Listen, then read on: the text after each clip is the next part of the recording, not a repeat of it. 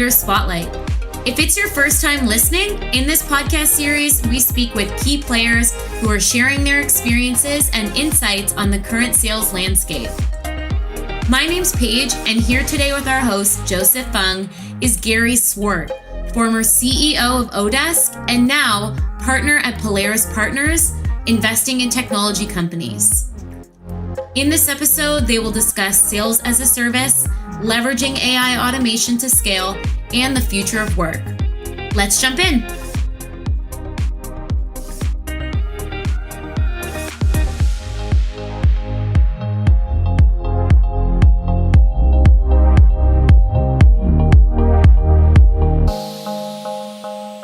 So Gary, tell us a little bit about yourself. Your history, what you're up to. Who is Gary Swart? Oh my gosh! Well, I don't know where to start, but it goes way back to when I'm a recovering sales leader. So I ran sales. Started as a sales rep. Actually, now I think they call it a BDR. Then a sales rep, an AE. Then I ended up managing sales and leading sales for a company called Pure Software. Pure was Reed Hastings' first company. So Reed, now the CEO of Netflix, in his prior life, he was a geek and had a software development tools company. That company ultimately became part of IBM. So I went from employee number 30 to employee number 131,000 at Big Blue. I realized I wasn't a big company guy, so I ended up back in the jungle. I like to say jungle, dirt road, highway. I ended up back in the jungle at a little company called IntelliBank. That was Dropbox done wrong. And then from there, I ended up running a company called Odesk. And Odesk was the world's largest online workplace, a marketplace for talent. That now merged with the number 2 player in the space, company called Elance, and that's called Upwork. So after that, I actually jumped to the other side of the table, as some people would say, and joined Polaris Partners as an investor. So I'm in the venture capital business now. We manage about $4.5 billion. Firm's been around for 20 years, and I'm a general partner here in San Francisco. I mean, you've got this fantastic history from being an individual kind of bag-carrying rep to the CEO of a company. And in particular, at Odesk, you had this unique perspective about, the future of work and what the workplace means. I'd love to hear your thoughts on just where you think that future of work is heading. One high-level summary is I think it starts with work augmentation. So it's making workers more productive. In sales specifically, it's about frequency and competency, and we can talk more about that in a little bit. But how do you augment a worker so they get more done, and so companies can get more done for less? And there's a lot of studies that show that significantly fewer workers are producing far more GDP today than 40 years ago. So that's about augmentation. Now, in addition to that, it's about atomization. It's breaking work into smaller chunks, smaller bite-sized pieces, people doing more and more specialized work. And then ultimately, it's about automation. So how do you take existing workers, make them more productive, and ultimately, for some jobs, replacing them with technology, resulting in more automation? I love how you said it. There's a lot of thoughts, a lot of opinions out there about the future of work. And I think there's a lot of people who have talked about and blogged about how that impacts more routine roles or clerical roles. We don't always think about how that's going to disrupt sales, though. And you alluded to a couple of points in there. And I'd love to hear your thoughts on how you think those trends are going to impact sales specifically. Well, to your point, Joseph, there's sort of a continuum of level of work, right? So how easily can that work be automated? And for very small, repetitive, highly transactional tasks, I think it's a lot easier to automate those, right? And so we can see this in work that's already been disrupted, where a human used to turn handles on a machine. Now the automated machine can do that. And we're seeing that come about in things like driving. And so I think the more transactional the task, the likely it is to be repeated. But in sales, it's traditionally has been very face-to-face or voice-to-voice, if nothing else. But I think we're seeing more and more automation of both the frequency. What are things that can help me to make more dials, reach more customers? Things like automatic dialers, where I used to have to dial the phone and leave a voicemail. Now a machine can dial the phone and automatically select a voicemail based on the type of call. That's one example of making more dials in a day. And then the competency piece. What do you say and do once you're on the phone with a customer? Do you have the information you need at your fingertips, or do you have to go find it? Things that can help with the competency, helping the rep say and do the right things once they actually reach the customer. And I know Polaris has invested in a number of sales technology companies and marketing technology companies. Would love to hear your thoughts on any specific companies or technologies that you find particularly exciting right now. Well, we invested in a company called Inside Sales, and it's, some people say, well, that's just an automated dialer. It's just an automated dialer with a massive data set on the back end. And that data set gives incredible insights and actionable insights based on who to call, when to call, why to call, that you couldn't normally get. So in other words, I know to call in Denver when it's raining or snowing because you're likely to get somebody in the office, or don't call in this city after their sports team loses because you're not going to get anybody on the phone. And even if you do, they're not going to be in a good mood. So it's this data that never existed before. I was an advisor to a company called Outreach, and I think they're interesting in that they're helping with the frequency, but also the competency, taking best practices and repeatable use cases and giving you the ability to replicate those from your best reps to your worst reps. I invested and advised a company called Talk IQ. At the first very, very basic level, they've automated note-taking for sales reps. So this is really interesting because a lot of data doesn't get into Salesforce. Well, now it automatically gets entered into Salesforce almost in real time. Now that data is searchable, indexable, and you can look for, marketing can see who's on message, who's not on message. Product can see who is featuring the new products and who isn't. And sales management can see, why is Joseph closing more deals than Gary? Oh, it's because he's asking for the order and Gary is not. Mm-hmm. So it's this wisdom that you never had before. And then that results in real-time coaching. So you're on the phone with a customer, you compete with HP, customer mentions HP, and up on your desk in real time pops a little dialogue box that says, here's how we win against HP. So any kind of applications that put the data at the hands of the person when they need it, things like Kiite, for example, are really interesting along these lines. Rather than me having to hang up with a customer or search far and wide or bother the same people for information, can that information be right at my fingertips, helping with the frequency, more dials, more successful calls with customers, and the competency, helping me find the information I need when I need it fast. And then a data set at scale. It's like Act 1 is the actual tool to facilitate the work. Mm-hmm. But Act 2 is this massive data set that doesn't exist without tools like Kiite, without tools like Talk IQ. So I think those are interesting products to us. It's data at scale. You first started off with the two realities, frequency and competence. And then you gave a couple of really interesting examples where the functionality started off with what appeared to be a frequency offering, but the real offering underneath the hood was driving towards competence and improving individual performance. Is it fair to say that you think that the real winning strategy is balancing the two of them, or is it more representative of the few companies you happen to mention there? No, I think it's balancing. I think the real winners are the ones that are going to create this. The moat in this kind of business is, in fact, the data set. It's the data that didn't exist before. Mm-hmm. That becomes the barrier to entry to other businesses. So it's sort of like Act 1 is the tool that's going to help a rep or a sales team to do their jobs more effectively. And the good news is that customers, there's a nice SaaS business model there. So the customer pays you for the right to use that tool, which gives you the right to then get all of this valuable data, which becomes valuable to the whole ecosystem. So it's a little bit of a Trojan horse with a data element at scale. And that's really what inside sales is. People pay to use the dialer, but now they have this massive data set, and each customer's data benefits everybody in the ecosystem. There's that age-old question about how much of competence is driven by the tools someone has versus the mentorship or the management that they have. And definitely the role and the dynamic between employee and manager has changed over time.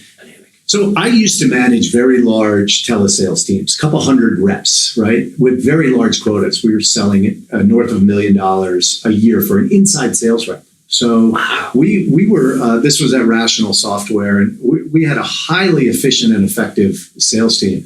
And I remember when managers actually used to sit on the phone and coach reps. It doesn't happen anymore. Nobody has the time. Should they do it? Yes. Do the reps need it? Absolutely. But nobody does it.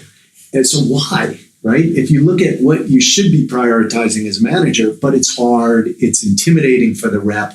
And gone are the days where you're even getting customers on the phone all the time, mm-hmm. right? So it's not even like management has the information about who the who the actual decision maker is. Yes, they have something in Salesforce, but that may not be the person that they're dealing with at the account, right? Why? Because the rep never even put that information in.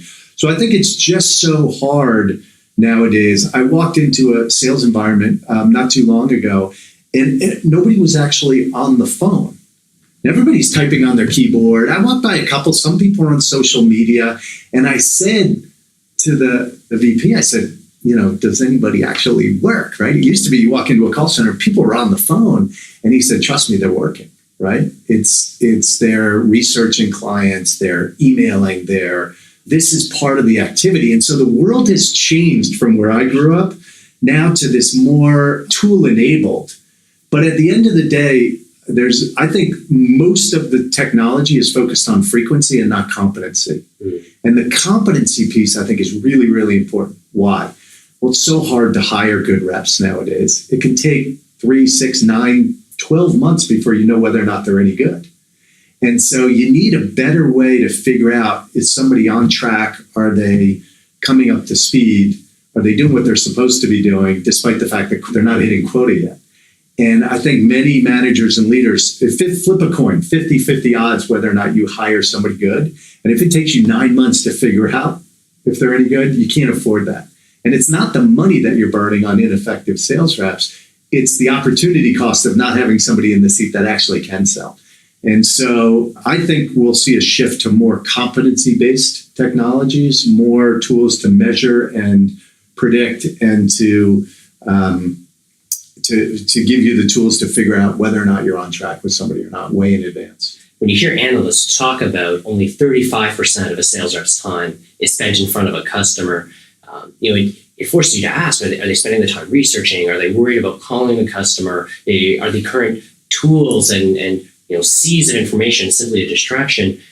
What do you think are some of the things that we can be coaching sales reps to do to help them increase that number and actually spend more time with the customers? Well, I think it depends on where a company is in their life cycle. I mentioned earlier, jungle, dirt road, highway. When you're in the jungle, everybody's got a machete in both hands. You're hacking vines. You don't have a repeatable use case yet. You're getting your first customers, and there you need all hands on deck. And you need people that are good across the entire sales life cycle. They're good at prospecting, qualifying, disqualifying, not spending time on things that aren't an ideal customer fit for you.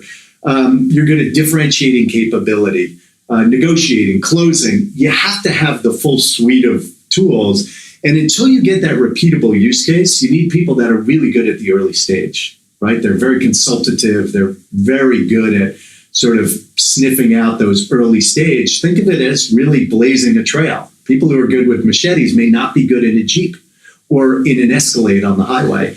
And so as the company scales, though, once you have somewhat of a repeatable use case or semblance, then I think it's more tool-enabled, more technologies, your process is more baked, your architecture is more baked, meaning the structure of your go-to-market. How many BDRs, how many SDRs, how many AEs, what's the ratio of BDR to AE? These things are not in place in an earlier stage company. So I think it's more about having the right people and the right tools at the right stage of the company. And as it scales, more automation, more process, more architecture to facilitate a high frequency go-to-market. Okay. So your comments about tools and process, I think, resonate really well. Customers are always out looking for what the right tool is, what the next tool is, and especially in a software as a service environment, the lines are blurred between what's purely a tool and what's an outside service. And you've seen firsthand how companies can start to take work that was traditionally done inside the wall and actually bring that outside as a service. Would love to hear your thoughts on where do you think that line is going to move and where companies have the opportunity to leverage outside services more, especially in their sales function. Well, here's the thing. I think it's just a matter of business model, right? As a sales leader, if you have a problem or a challenge with hitting quota or hiring people or getting work done or something standing in your way of achieving your objective, let's call it quota, you really don't care if it's a service or if it's a technology, as long as it it can be delivered quickly. Like there's a dip to productivity when you implement something new. You want to make sure that the dip is not too deep and that the curve is accelerated above what you were doing prior to taking on this dip in the first place, right? So your time to value. And you don't care if it's a service or if it's a technology, as long as the dip is small and the productivity line increases at the end of it.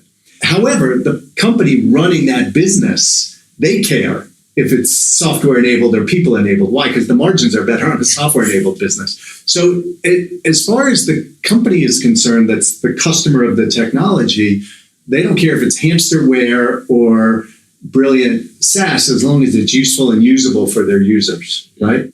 Now, with that said, I think companies want something that reps are actually going to use, right? This whole thing of selling high into a sales organization and deploying the technology to everybody only to have people not use it, that's a problem. So I like to avoid, or I look for companies that have this challenge. I say the selling starts the day you close the deal. So you close the deal, now you actually have to sell the usage. And I think better situated are the companies where the reps are dying to use the technology. They get it right away. The time to value is immediate. And then those companies start small, deliver value instantly, and then incremental value over time. And these are companies with negative churn. You've got the chance to see companies that are performing well, companies that are maybe falling behind, but everybody has an opportunity to improve how they're doing right now.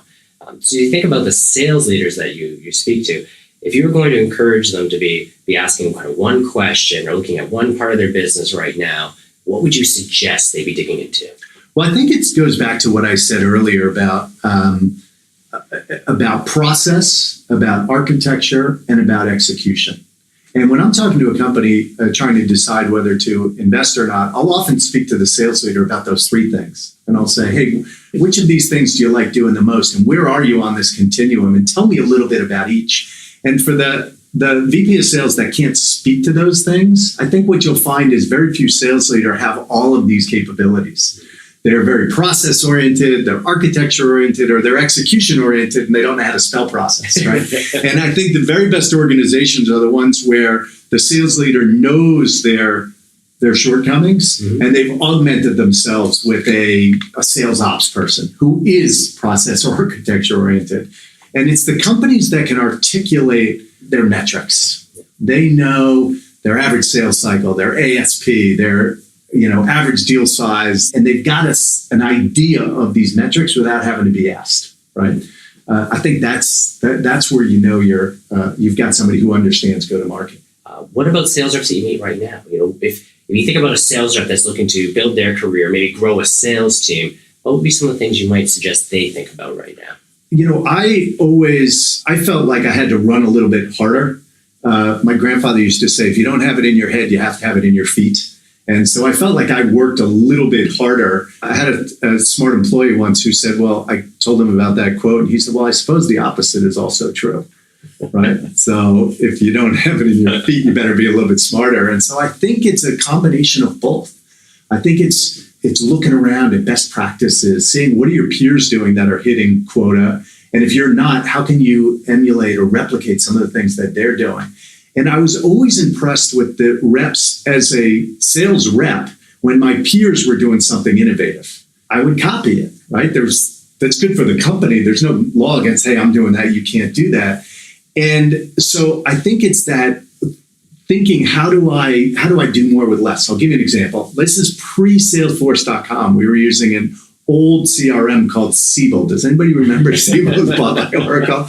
And it was the de facto standard. I mean, we spent millions of dollars on this thing at Rational, and that's not to mention the implementation costs. And one of the reps was a techie kind of a guy who's a geek, and he wrote a Visual Basic script that could pull a subset of the database, segment them, and then he ran his own little marketing campaigns to the base. Wow. And I thought that was so genius because I was doing these things manual. That was he was so far ahead of his time, right? This guy by the name of Paul Sibley. I'm still friends with Paul today. And I said, Paul, I need that. Like everybody needs this. And so when I was a manager, I built a career on taking these best practices and deploying them out to hundreds of reps.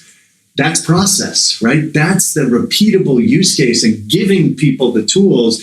And as long as you have people with the right personal characteristics in the first place, they're competitive, they want to make money, right? Sales reps they're typically coin operated, right? I mean, it's mouse and cheese. I mean, you give them a reward, they're going to do that thing over and over again. And so you have to make sure that you're hiring the right people in the first place. They're wired for speed, not comfort.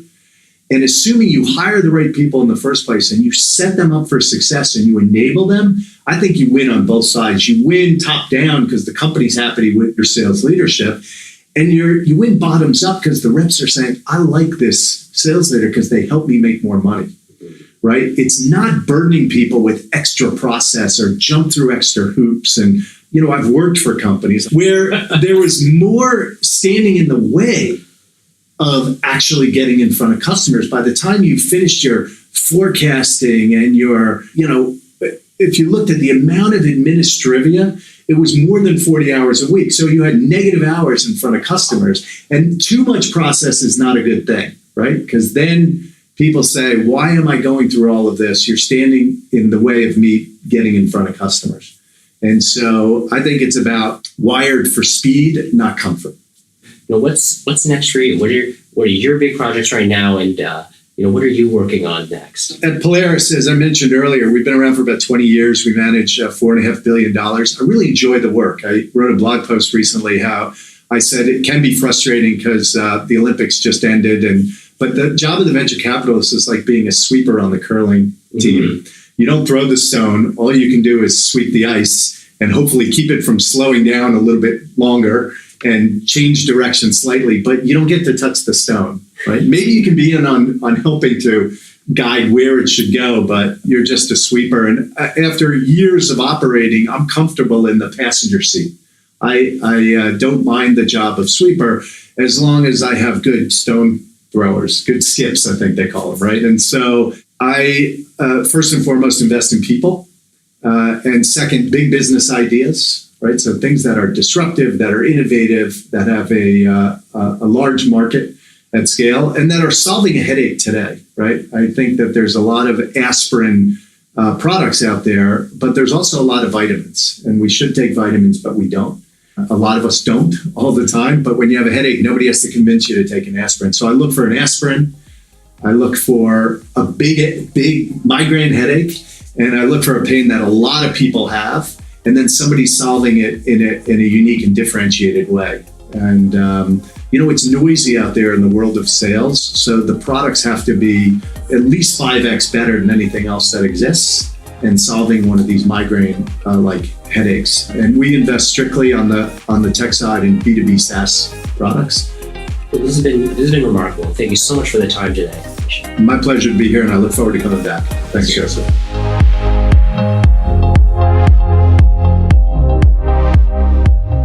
Thanks for tuning in to this episode of Sales Leader Spotlight. If you enjoyed our show and want to hear more, check out www.kiite.ai/podcast or send us an email at info@kiite.ai. Join us next week where we discuss scaling sales teams with Mark A. Smith, Vice President of Sales at Womply.